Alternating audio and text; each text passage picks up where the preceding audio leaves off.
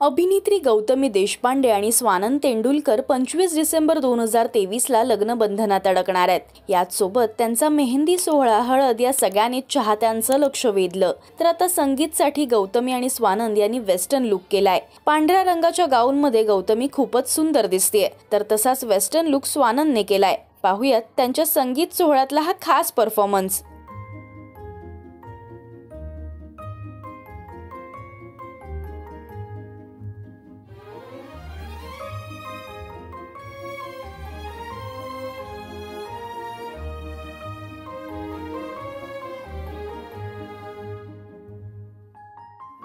त्यांच्या संगीत सोहळ्याला त्यांचे कलाकार मित्र धमाल करतायत।